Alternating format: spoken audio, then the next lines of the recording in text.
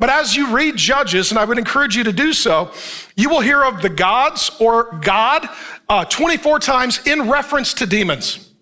And that word in the original Old Testament language of Hebrew, it's Elohim.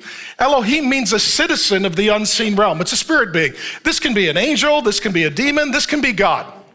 But on 24 occasions, the Bible keeps telling us there were these kings and kingdoms that were invading and attacking, and working in and through them were these demons. This is the prophetic nature of the Bible's understanding and revelation of history.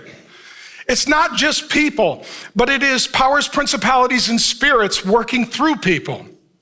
And as we get into this, you'll need to see that when God creates, Satan counterfeits. That God creates angels and then Satan counterfeits them as demons. That God is going to work through the Holy Spirit and Satan is going to oppose that work through unholy spirits.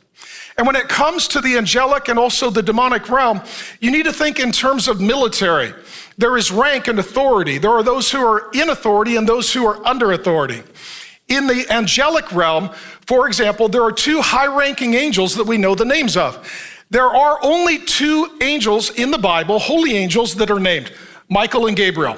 All other angels are anonymous and unnamed.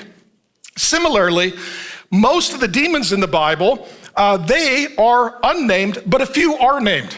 We just read two of them, Baal and Ashtoreth. We're going to talk about those demons in great detail today so that you can understand the remainder of the backdrop and the prophetic history behind the book of Judges. And so these high-ranking angelic beings, they are referred to as Baal and Ashtoreth. Now, Baal appears as male, Ashtoreth appears as female, but ultimately, when all is said and done, take a deep breath, I will too. God made us, human beings, with an anatomical physical body as male and female. We are binary with sex, gender, and sexuality determined by God. Demons and angelic beings, they are also created by God, but they do not inhabit a physical body. They are spiritual, not physical. That means that a divine being, in this case a demon, is non-binary.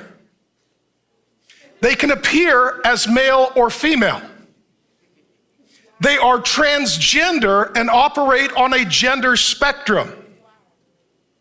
What you're going to see in Judges is what we're also seeing in our culture.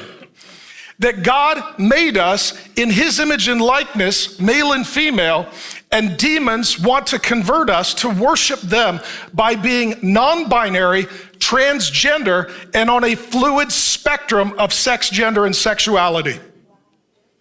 The entire force in our culture, I'm telling you, is Baal and Ashtoreth trying to pull people to be like demons, not like God made them.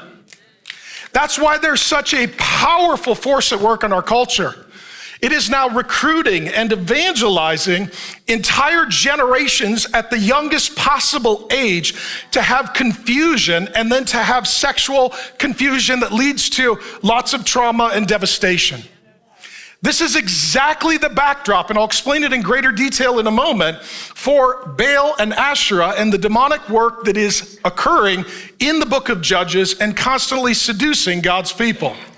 It's very simple. You can be like God made you or like the demons want to remake you. Your genitalia and your gender is spiritual warfare. And it's either going to represent how God made you or how demons want to remake you like them. Thank you very much for watching. And if you do me a solid, go ahead and subscribe and we'll get you lots more Bible teaching content.